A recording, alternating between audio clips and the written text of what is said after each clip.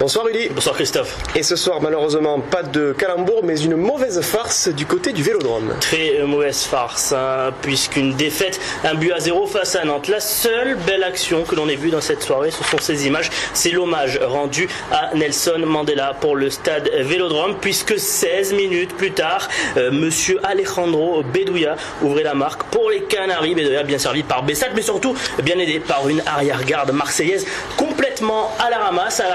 L'attaque y était aussi, puisque pas de but, beaucoup d'actions, beaucoup de vendanges, pas de but malheureusement. Donc l'Olympique de Marseille qui est ce soir 5e derrière Nantes qui met 2 points dans la vue des Olympiens. Ça va mal. Les autres matchs de cette 17e journée de Ligue 1, je vous propose de regarder tout ça, c'est par ici.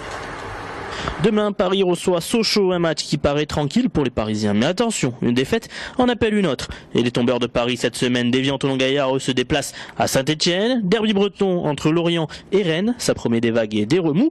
Pour voir Montpellier jouer, il faudra attendre dimanche et le déplacement à Toulouse. Montpellier qui est bien sûr en plein naufrage après la démission du coach Jean Fernandez. Son remplaçant, c'est, sauf retournement de dernière minute, Roland Courbis, quelqu'un qui connaît bien la maison puisqu'il a entraîné le club de 2007 à 2009, période durant laquelle il a croisé pendant la saison de la remontée un certain Jean-Philippe Sabot qui joue au poste d'arrière gauche à Montpellier de 2008 à 2009. Et ça tombe bien puisque nous sommes en ligne avec lui. Salut Jean-Philippe. Bonsoir. Alors Jean-Philippe, vous avez bien connu Roland Courbis. Pensez-vous qu'il peut être l'homme de la situation pour remettre la machine en marche, cette équipe montpelliéraine que vous avez bien connue aussi? Oui, je pense que ça peut être l'homme de la situation. Donc après, c'est pas du tout la même philosophie d'entraîneur que Jean Fernandez.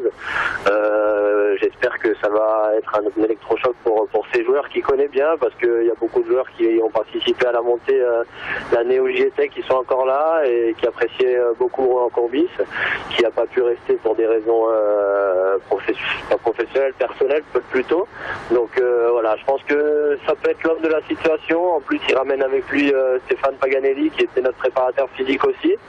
Donc c'est quelque chose de très bien pour nous, je pense, et j'espère de tout cœur que ça pourra les faire remonter. Et vous qui l'avez côtoyé, ce Roland Courbis, quel genre d'entraîneur est-il? Racontez-nous. C'est un entraîneur atypique, avec sa personnalité qui est assez forte, un système de management de son équipe assez particulier.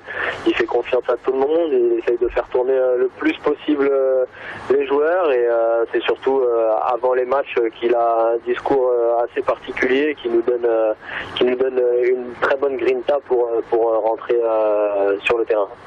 Alors, on espère que ce sera le bon entraîneur pour ce club de Montpellier. Jean-Philippe, en tant qu'amateur de football, vous avez certainement suivi les tirages pour la prochaine Coupe du Monde. On change donc de thème. La France dans le groupe de la Suisse, du Honduras ou de l'Équateur. C'est vraiment cadeau, ça. Qu'est-ce que vous en pensez? Je ne sais pas si c'est cadeau, mais en tout cas, on pouvait s'attendre à pire. La France n'était pas dans un très bon chapeau. Ils ont réussi à tirer un bon groupe. Après, on sait tous que dans le football, tout le monde peut battre tout le monde. On a vu Nantes ce soir qui vient au Vélodrome et qui vient gagner. Donc voilà, mais c'est sûr que c'est mieux que d'avoir l'Espagne, le Brésil et l'Allemagne dans le même groupe. Maintenant voilà, il faudra jouer ces matchs sérieusement et les gagner pour pouvoir participer au quart de finale, au huitième de finale, pardon. Merci beaucoup Jean-Philippe pour tous ces éclaircissements et bon rétablissement. Je crois que vous êtes encore un petit peu blessé et surtout il fait très froid à Strasbourg. Bon courage à vous Jean-Philippe. Merci. Allez, à bientôt.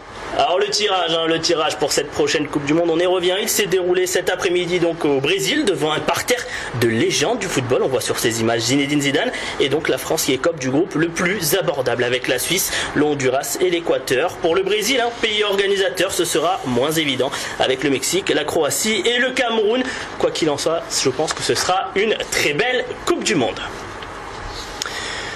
Quelques réactions peut-être Non, on va passer au rugby avec de la H-Cup. Et pour le MHR, ce sera le champion d'Angleterre en titre demain de Leicester en terre britannique. Autant dire que c'est pas gagné. Pour tout le monde, ce sera aussi de l'anglais avec Exeter, une formalité Exeter, c'est pas facile à dire ça. Et l'USAP de Perpignan se déplacera chez le Munster. Là, c'est du 50-50. J'ai pas pris la balle au rebond pour le rugby. En revanche, je vais bien enchaîner pour la natation. Et on plonge un deuxième jour de championnat de France de natation en petit bassin en France et le cercle des nageurs de Marseille continue de démontrer sa suprématie après le feu d'artifice Manodou hier aux 50 mètres nage libre. C'est la torpille des dossistes en la personne de Camille Lacour qui va de sa victoire. Camille qui se sera offert le 25 mètres d'eau. Il est donc bel et bien de retour, le dossiste préféré des Français et surtout des Françaises, et encore le Florent Manodou qui a été explosif aujourd'hui. Félicitations à eux. Merci pour toutes ces infos, Rudy. Ouais, je vous en prie, Christophe.